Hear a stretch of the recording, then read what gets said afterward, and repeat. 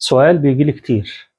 أنا بحب صناعة الملابس أو أنا بحب التفصيل وبعشق التفصيل ونفسي أخش المجال، فأبدأ إزاي؟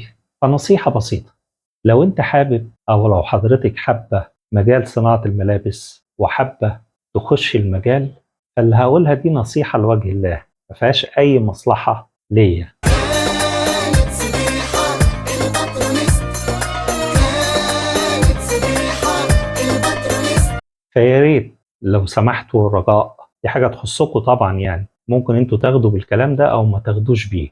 قبل ما تفكر انك تتعلم الباترون لازم تتعلم الخياطة. فانت لو بتفكر انك تخش المجال اتعلم الخياطة الاول، وبعد كده فكر انك تاخد كورس باترون. اي حد هيقول لك غير كده هو بيعمل عليك شغل.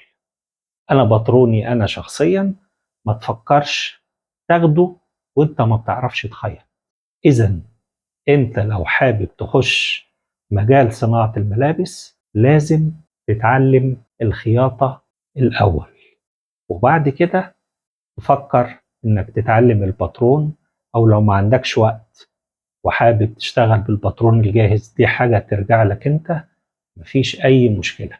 بس عشان تبقى فاهم وتقدر ان انت تستوعب لما تيجي تخش على مرحلة الباترون، يبقى انت مستوعب، عارف يعني ايه صدر، يعني ايه ظهر، يعني ايه كم، يعني ايه ياقات، يعني ايه سجفات. ما ينفعش ابقى ما بعرفش اخيط واروح اخد كورس باترون، وللاسف اللي بيشجعك على كده بيضرك. فانت الف ب انك تتعلم الخياطة، بعد كده تتعلم الباترون، لان الباترون ده دي مرحلة من اهم مراحل او اهم مراحل الملابس. فانت لو حابب تتعلم الخياطة تتعلم الباترون. لو ليكم اي سؤال اكتبوه لي في التعليقات وانا هجاوب عليه في فيديو مخصوص لحضراتكم. شكرا لكم، مع خالص تحياتي، انا خالد سبحة.